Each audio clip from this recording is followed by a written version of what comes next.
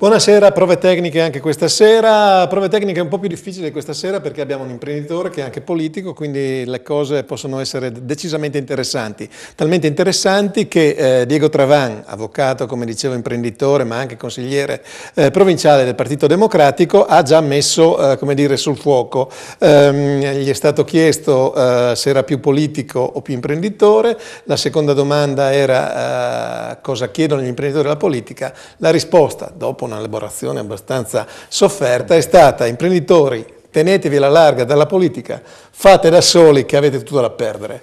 Ma non ho detto proprio tenetevi alla larga dalla politica, dico che l'esperienza da vicino alla politica in questi mesi, in questi anni, mi ha fatto capire e mi ha fatto convincere ancora più di quanto già pensavo prima, che in Italia purtroppo la politica, ahimè, su entrambi i fronti non riesce a fare quello che deve fare. Creare le infrastrutture materiali e immateriali, dare le prospettive, dare le visioni, questo non riesce a fare. Quindi gli imprenditori devono, in questo momento difficilissimo, essere consci, e io lo sono, che devono arrangiarsi da soli.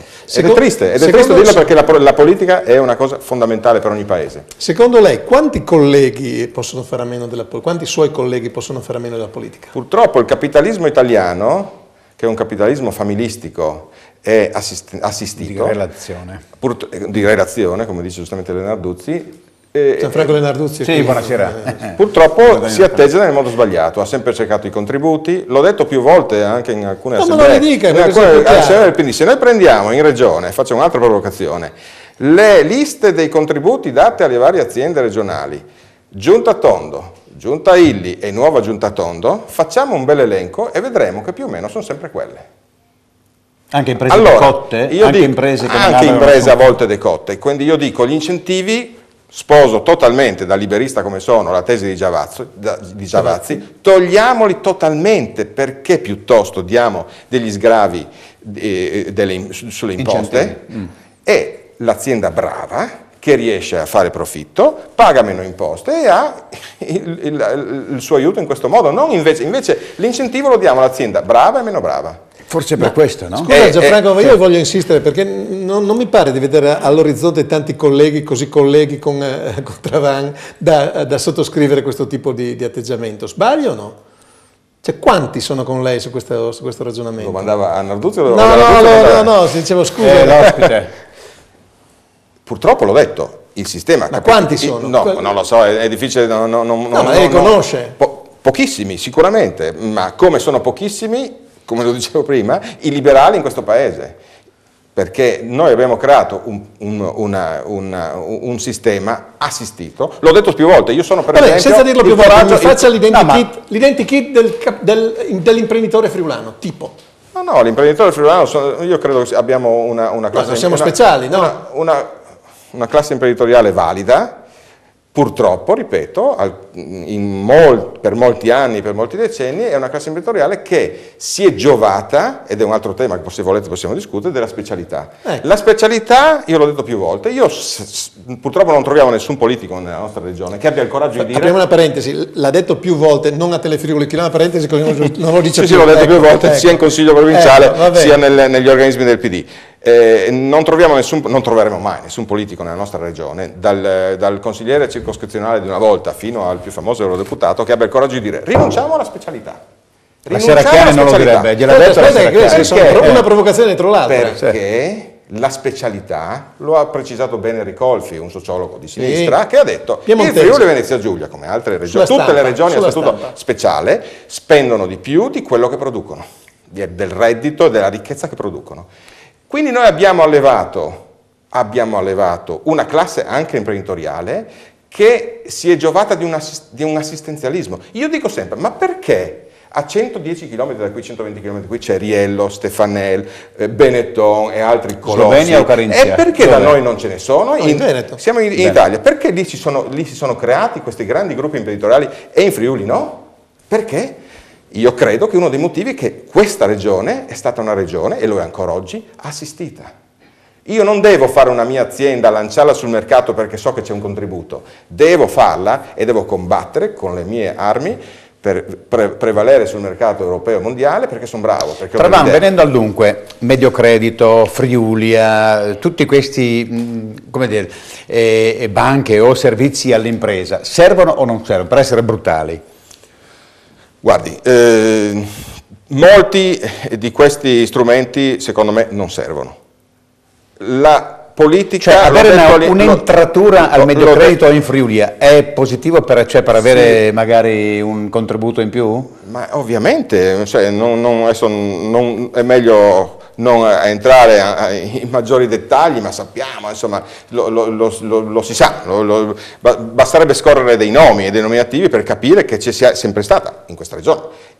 In minor forma. No, ero distratto, cos'è che si sa? Insomma, che ci sia stata sempre, che per prosperare in questa nostra regione devi avere il politico di riferimento, ecco che serve la politica. Dei rapporti molto profondi e forti politicamente, insomma, basta scorrere i titoli dei giornali per capirlo. In altre regioni molto di più, ovviamente. Possiamo fare qualche nome. L'ultima, per esempio, mi pare, no, che anche l'Onda di Michelangelo Agrusti abbia avuto qualche problema malgrado tutte le assistenze che ha ricevuto dalla regione. Però a questo punto, che poi è diventato anche presidente di un'industria di Pordenone, e dice, vabbè, io non riesco più a mandare avanti questa azienda, dobbiamo trovare qualcuno che ce la compri. Punto, a capo. Può essere? Guardi, io sono... Come questo ce ne sono altri. Io un po' veloce. Io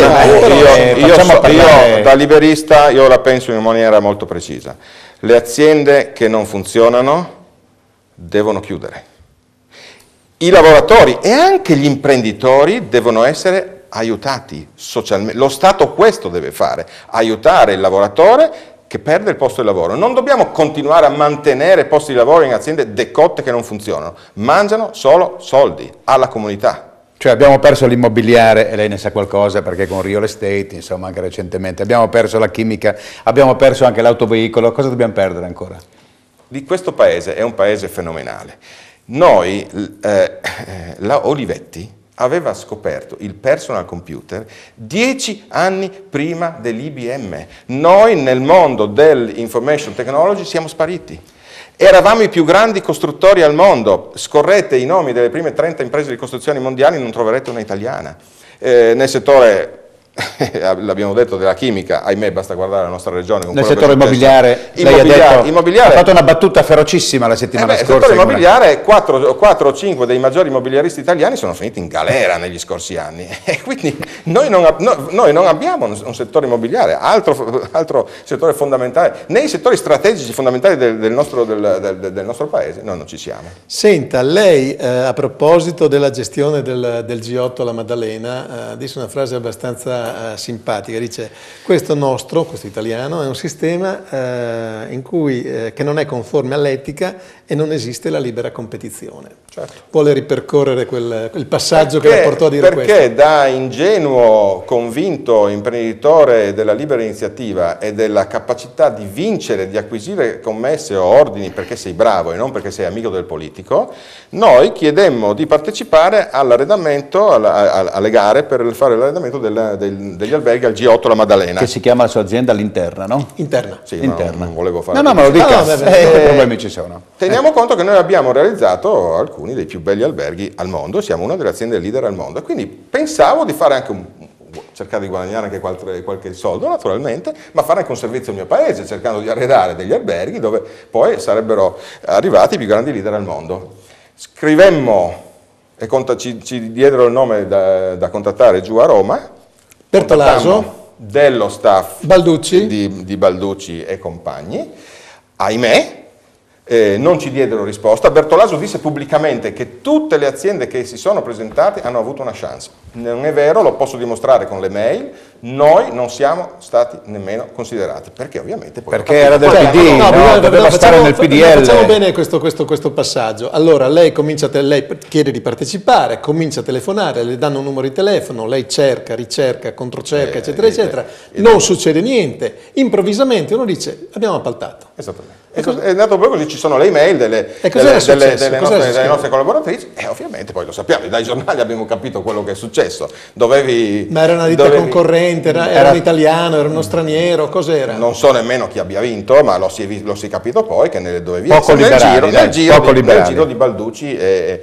Bertolaso e compagnia. Ecco, ma questo lo dimostrano le mail. Ma non si capisce una cosa, Travan, però lei è bersaniano, no? Però insomma, come dire, l'equazione è questa: Giavazzi, Renzi e qualcun altro liberale, dall'altra parte è Ichino, dall'altra parte invece abbiamo Camusso. È sempre quella però. Sempre quella. No, però la squadra è sempre quella. Non andrei così sul semplicistico. Io ho detto a un mio amico deputato del PD che il dibattito Renzi-Bersani poteva essere descritto in un modo, fa anche rima, il funerale della sinistra liberale. Italiana, perché della sinistra liberale c'è, della sinistra liberale forte in giro per il mondo. Ma quel giorno io, pur poi essendo convinto, ho votato Bersani anche al ballottaggio, non ho visto quello che, ahimè, speravo di vedere fin dal 2007, quando Veltroni lanciò l'idea del Partito Democratico, di veramente una sinistra liberale italiana. Quando Renzi mi dice, con la prima domanda della giornalista Maggioni, cosa farebbe lei per risolvere il ceto medio italiano, questo, e dice alla Chavez, voglio stanziare 20 presidente del Venezuela, e distribuisco 100 euro a famiglia, questo fa Chavez, non fa un liberale. Sì, ma Bersani non ridurrebbe la pressione fiscale però, Bersani ha un approccio è sicuramente un socialdemocratico e comunque uno che di liberale qualcosa ha fatto, perché dobbiamo anche dirlo, insomma, ha fatto l'industria, ha fatto le liberalizzazioni, ancora ha un profilo non è sicuramente la sinistra liberale che io amerei vedere. Liberale, Serracchiani o Bersani? Sicuramente Bersani. Addirittura. Quindi lei si trova in difficoltà a votare la Serracchiani il prossimo anno? No, allora, io sono una persona seria, sono iscritto al Partito Democratico, consigliere del Partito Democratico, il Partito Democratico, come è presente, ha scelto Deborah Serracchiani come candidata alle regionali. Finito qui. Le persone serie, fino a quando stanno in un'organizzazione, poi per l'amore del cielo, il prossimo anno chissà cosa succederà nella vita politica italiana, ma oggi io sono un membro del Partito Democratico, alle persone serie la questione generazionale interessa, ho visto che Renzi non è particolarmente simpatico, ma la questione generazionale si chiama rottamare, il termine forse è un po' antipatico, ma c'è una questione però di ricambio evidente. Assolutamente, in tutti i campi dell'attività e del nostro paese, non solo nella politica, anche nelle imprese, cultura, scuola e quant'altro, quindi che ci debba essere, ma l'ho sempre stato, facevo l'esempio prima, il mio primo mestiere è stato fare l'allenatore di calcio e come allenatore di calcio e ora come imprenditore faccio le stesse cose, ci vuole sempre un mix, il giocatore un po' anzianetto che dirige e dà l'esperienza e poi dei ragazzi che corrono come dei matti, anche nell'impresa la stessa cosa, in politica idem, un giusto mix e un giusto rinnovamento che fra l'altro Bersani ha promesso e ha proposto e sono sicuro che farà, è giusto. La rottamazione era una cosa un po' volgare secondo me. Bene, un ricambio insomma. Lei ha degli interessi, è una parola un po' così sgradevole, ma comunque ci facciamo capire dai telespettatori, anche rispetto a Passo Pramollo, perché insieme con il polo sciistico austriaco lei sta portando avanti un determinato tipo di lavoro per loro? Ma interessi, diciamo che io credo anzitutto a questo progetto, che credo sia un progetto... Cioè, intanto premessa, potrebbe essere una chiave di sviluppo polo turistico anche del Tarvisiano, quindi del Friuli, lo sviluppo del Passo Pramollo? Assolutamente, io credo a questo progetto, l'ho sempre detto, nelle sedi dove io posso parlare, sarebbe folle non farlo, per il ragionamento opposto a quello che la vulgata popolare dice, che portiamo i soldi in Austria. È esattamente il contrario. Noi andiamo a sfruttare i soldi degli austriaci, perché gli austriaci hanno fatto enormi investimenti, pari a miliardi di euro in questi anni, per creare quel polo sciistico. Noi attacchiamo una fune e portiamo i nostri turisti e le nostre persone. Da dove? Dalla stazione ferroviaria? Dalla stazione di Pontebba. Noi dobbiamo capire oggi, lo dice un esperto di turismo internazionale, che se tu non hai un polo sciistico da 100, 110, 120, 150 km di piste, tu il turista polacco, russo, indiano non lo porti. Premesso. Non lo porti. Bene. E noi ce l'abbiamo lì, il polo sciistico. Non noi, loro. Ma noi ci attacchiamo una fune e siccome siamo in Europa Unita e non abbiamo problemi di sorta, portiamo i turisti. Che non ci siano problemi di sorta, forse le altre stazioni sciistiche qualche problemino. Ma sì, ma lo vedono, se lo fanno, lo vedono in maniera veramente miope, perché il turista russo che posso portare e lo porto a Pramollo e lo porto a Pontebba. L'aneddoto del suo amico russo che viene a sciare solo a Pramollo, come ci racconti questo aneddoto? Un aneddoto ad una cena importante, alla fine di una fiera molto importante proprio nel settore del real estate a Monaco di Baviera, estate immobiliare, settore immobiliare, seduto accanto a me, per quei colpi di fortuna che ogni tanto ci vogliono nella vita, c'era un signore con il quale ho cominciato a parlare, un russo, che ho scoperto essere il direttore della più importante società alberghiera di Mosca. E questo signore, parlando di fronte a una birra e un po' di buona carne bavarese, mi disse: sai dove vado io sempre a sciare? A Nassfeld. Come a Nassfeld? Sì, a Nassfeld. Guarda, sono a Udine, e quindi ci siamo già dati appuntamento. E questo signore mi diceva che l'unica sfortuna di Nassfeld e di Pramollo è la difficile raggiungibilità, perché se lui partendo da Mosca deve prendere l'aereo, andare a Vienna, prendere la macchina. E gli ho detto: guarda, tra un paio d'anni, se siamo fortunati, se Renzo Tondo sarà lungimirante nel promuovere, nell'approvare definitivamente questo progetto, e se questo progetto poi chiunque governerà il prossimo mandato verrà finalmente fatto, potremmo dire a questo signore russo e a decine di migliaia come lui di prendere l'aereo da Mosca, venire giù a Venezia, e da Venezia. Vabbè, è un po' complicato, è come giocare a biliardo, ma insomma... Problema di trasporti, no? Assai meno che arrivare dall'altra parte. Senta, da imprenditore, una critica e un apprezzamento a Tondo? Ma anzitutto sul piano umano credo che la forza di Tondo sia proprio l'umanità e il rapporto schietto con le persone. Devo dire che sul piano umano a me ha fatto molto piacere, pur sapendo che io ho votato contro di lui, che milito nella fazione opposta, è venuto a farmi i complimenti diverse volte, mi ha cercato per le attività del nostro gruppo. Interna. E quindi questa umanità, a volte da osteria, quello che ci vuole, quello che il politico deve fare, che non possiede la Serracchiani, no? E forse è mancato un po' in Riccardo Illy negli anni scorsi. Alcune cose a mio avviso sono state, credo che sarebbe sbagliato, non ho nessuna veste per dare consigli, ma sarebbe sbagliato continuare con questa pantomima dicendo che Tondo non ha fatto niente. Non è vero che non ha fatto niente, ha fatto alcune cose. Secondo me si è attorniato di alcuni assessori di non proprio grandissimo profilo politico. Vabbè, insomma, è spiacevole fare nomi, ne ho conosciuti alcuni. Cognomi. Ne ho conosciuti alcuni, non mi sembra che né sul piano personale, sul piano politico abbia fatto una squadra eccellente. Cosa poteva fare di più e meglio? Guardi, il vero problema di questa regione è molto semplice, ma io lo dico sempre, mi scusi se ripeto questo sempre, ma nelle occasioni in cui ho. Forchetta le Friuli. Sempre, è la prima volta che l'ascoltano. No, ma è la prima volta che l'ascoltano, per quello è importante. Ci penso io, tra liberisti ci capiamo. È molto semplice. È molto semplice. Il vero problema. Guardate che è molto semplice. Io l'ho detto e ne sono convinto. Adesso che c'è Natale, tutti andremo a fare i regalini per moglie, amici, fratelli, sorelle, un regalino da 5 euro. Bene. Io consiglierei ai politici e alla classe dirigente di questo paese, quando vanno in giro per i negozi, di guardare l'etichetta qua dietro, della camicia o delle mutandine o di qualsiasi cosa comprano, e troveranno che l'etichetta dirà Bangladesh, Cambogia, Vietnam, Cina, India e quant'altro. È difficilissimo trovare qualcosa fatto in Italia. Ora, un paese che non abbia un manifatturiero forte non può stare in piedi. Quindi la cosa è molto semplice. Tondo e chiunque governa dovrebbe fare questa cosa: spostare tutte le risorse dall'area improduttiva, dove vengono buttati soldi all'infinito, fuori dalla finestra. Vuol dire? Un esempio. Promotour. Un esempio. Promotour è il super esempio, ma è un altro esempio. Facciamo in Siel, che è molto interessante, è un cavallo di battaglia. In Siel andrebbe totalmente privatizzato, ma non solo perché scusate, non si offendano i dipendenti di Insiel, un baraccone pubblico, per quello che è rimasto pubblico, e quindi mangia soldi della comunità. Diranno che non è vero, che i bilanci sono magnifici, sono bravo anch'io di fare i bilanci magnifici se mi date il Come monopolio. si fa? Il monopolio. No, pensavo ai commercialisti. No, il monopolio, se mi date il monopolio, vi faccio dei bilanci con degli utili strepitosi. Insiel fa così, al monopolio, e quindi riesce a fare anche buoni risultati. ma non solo succhia soldi alla comunità, stritola e strozza le capacità inventive.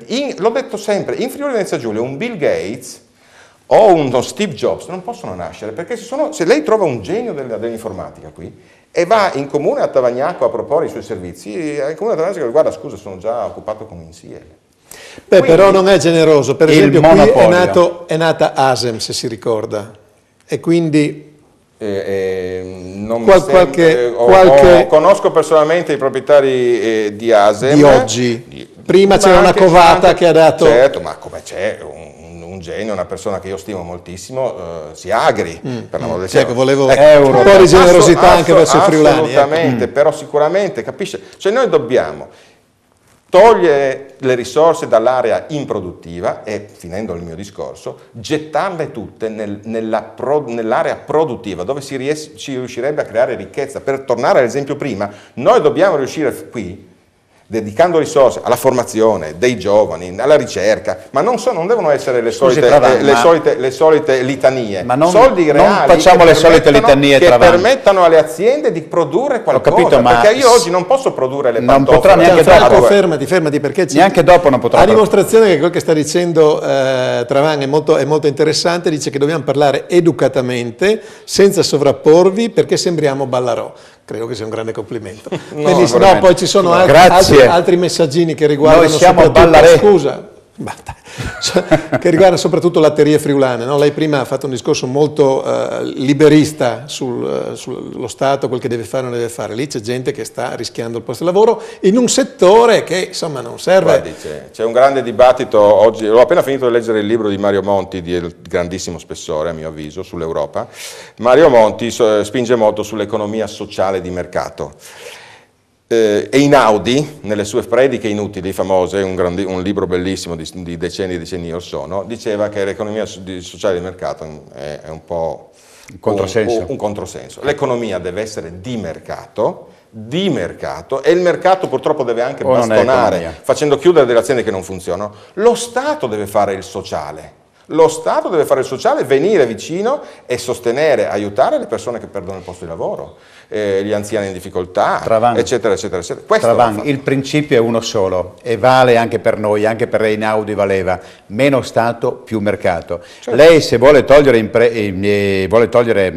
imposte o imprese o comunque risorse all'improduttività, che è altissima nella nostra regione, mi deve spiegare con questa tassazione come si può produrre? Guardi, ho scritto un articolo sul Messaggero qualche mese fa dicendo a tondo, quando qualcuno fa delle cose giuste bisogna dirgliele, e Tondo aveva proposto la riduzione dell'IRAP. L'IRAP è una gabella feudale, l'IRAP andrebbe cancellata. Lo so che l'ha fatta Visco a suo tempo, è un errore della sinistra italiana, non ho paura e timoro a dirlo. L'IRAP andrebbe cancellata perché è una gabella feudale. Siamo d'accordo tutti che la tassazione oggi in Italia strozza la creatività, la libera iniziativa. Lo sappiamo tutti. Senta, caro lei, non ci serve essere speciali, ci basterebbe essere autonomi. Autonomi lo si è quando si può decidere del proprio futuro. Non mi pare che la politica regionale negli ultimi anni sia andata in questa direzione, anzi. Certo, infatti l'autonomia e la specialità sono due cose ben diverse, assolutamente. Ma qui è un discorso che però insomma, è un'altra pantomima che la politica italiana sta facendo. Io ho partecipato diverse volte a delle riunioni. Si dice noi dobbiamo rimanere, e con il federalismo teoricamente tutte le 20 regioni italiane dovrebbero essere uguali, va bene? Noi dobbiamo mantenere la nostra specialità pur in un federalismo dove tutte le regioni sono... Allora, cioè, se siamo uguali alle altre 20 non siamo speciali, mi sembra, l'italiano questo quindi... Todos Caballeros. Senta una cosa, lei parla di manifatturiero, eccetera, eccetera, però leggevo questo articolo del giornale del 2006, in cui si fa un grandi peana, un panegirico sulla sua attività, giustamente, per l'amor di Dio, e si parla di azienda virtuale. Certo. È ancora virtuale questa azienda oppure ha dovuto articolarsi in altro modo, e come ha affrontato la crisi e quali sono i mercati dove si sta spostando? Noi, guardi, lo dico, alcune volte i miei clienti mi dicono fammi vedere questa fabbrica, io dico noi siamo una fabbrica virtuale, nel senso che noi compriamo per ognuno degli arredi che facciamo tutti i componenti. Possiamo dire che ancora che ha 400 persone nell'indotto? No, ne abbiamo 1000 circa. Ecco, benissimo, giusto per 1000. capire che è virtuale non vuol dire che non c'è. No, assolutamente, cioè, non abbiamo una fabbrica nostra, ma facciamo produrre, comprando noi tutti i materiali, nelle varie fasi della lavorazione. Quindi, dico spesso ai miei clienti, abbiamo una fabbrica virtuale, poi loro mi dicono, ma vieni a farmela vedere per favore, e poi portiamo a vedere le E poi è qua, via Tavagnacco, quindi a due quindi passi. è una scommessa ed è un'impostazione alla quale ho creduto fin dall'inizio, di una società leggera che invece di investire sul Modon, la famosa weightless company, invece di investire nel Modon come facciamo Servizi come gli anglosassoni. investiamo più sul cervello e sulle... Scusa, così spieghiamo cosa fanno, no? Perché arredano, no? Noi arrediamo grandi musei, alberghi, centri benessere, navi da crociera, boutique. Emirati, tutti gli Emirati praticamente sono stati arredati. Il progetto più famoso è stata la torre a Dubai, nella torre più alta del mondo, dove abbiamo fatto l'hotel Armani.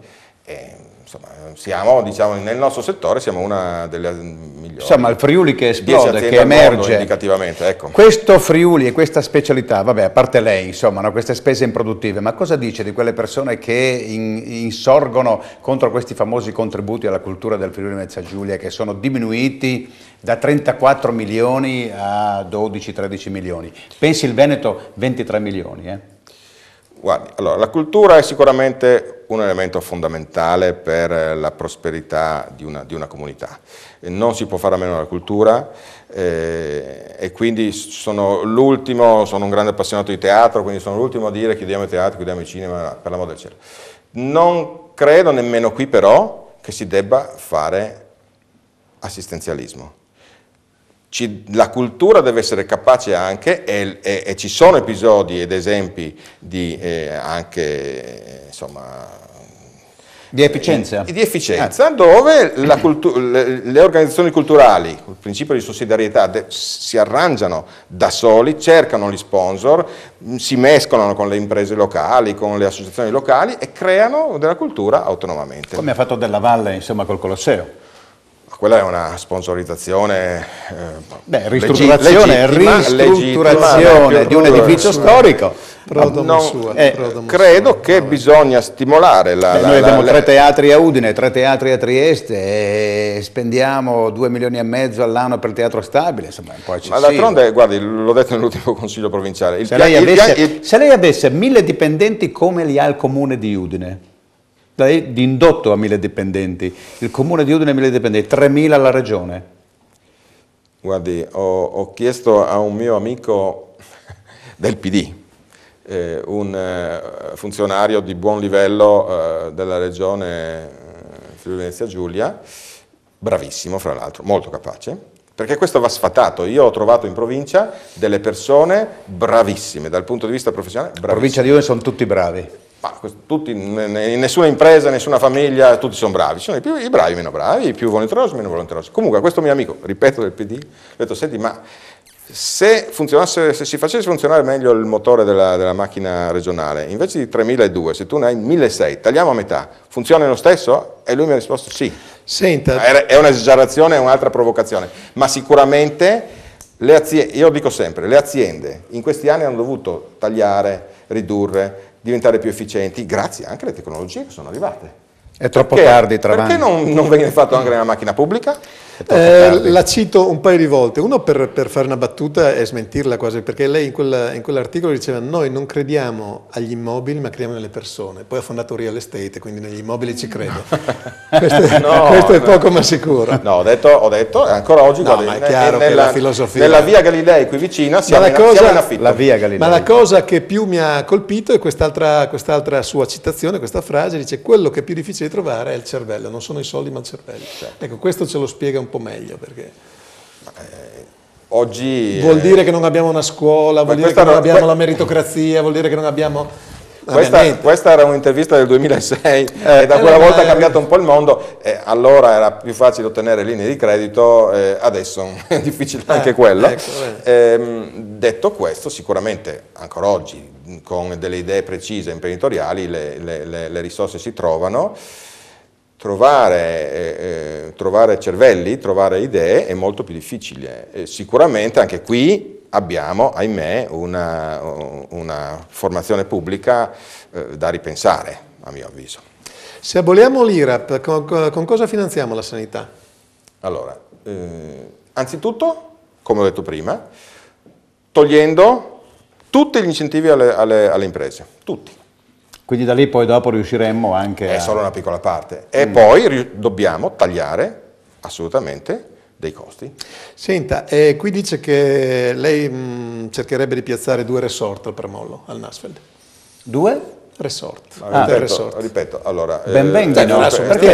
Suppongo, io credo... scusi, no, a proposito, si è dimenticato di una cosa. Lascia Scusi, finire quanti posti letto sarebbero? Allora, il bando prevede che come condizione per la realizzazione della funivia debbano essere fatti 600 posti letto. A Pontebba? A Pontebba. A valle o a monte, in quota. Questo è il resort? Ora, io sono in maniera trasparente, ripeto, cerco di tenere totalmente distinto il mio ruolo di imprenditore da quello di politico, assolutamente, non voglio assolutamente commistioni. Noi come Interna Real Estate, come azienda operante nel settore dell'immobiliare turistico alberghiero, operiamo in tutto il mondo, abbiamo clienti in tutto il mondo, portiamo la nostra esperienza e il nostro know-how, come si dice in inglese, e la nostra rete di conoscenze con investitori di tutto il mondo. Lo mettiamo a disposizione. Quindi i soldi saranno russi, poi se chiaramente nessuno si opera in maniera trasparente con però se lo chiamassero a Tarvisio. Scusa Gianfranco, insistono sulla Terrier Friulana, dice la politica interverrà. Faccio presente che il consigliere provinciale Travan forse non ha molta voce in capitolo se non parla per il PD, credo. Ripeto, la politica deve assolutamente, questo è il ruolo fondamentale della politica, mettere in atto a ogni livello, dalla questione degli esodati, che è una questione che va assolutamente risolta, alla più modesta questione delle Sforato di 5 minuti e 40, se vuoi fare l'ultima, poi l'ultimissima gliela faccio io. No, io cito uno scrittore che è il sociologo subalpino Ricolfi, che piace tanto al nostro ospite, quindi che lui ha detto negli ultimi 13 anni, dice, l'Italia sta peggio di prima quando Berlusconi era al governo. Oggi l'Italia sta molto peggio, quindi sono passati 13 mesi. Dopo 13 mesi l'Italia sta peggio, dice Ricolfi, di quello che era prima che Berlusconi se ne andasse. Domando, è vero?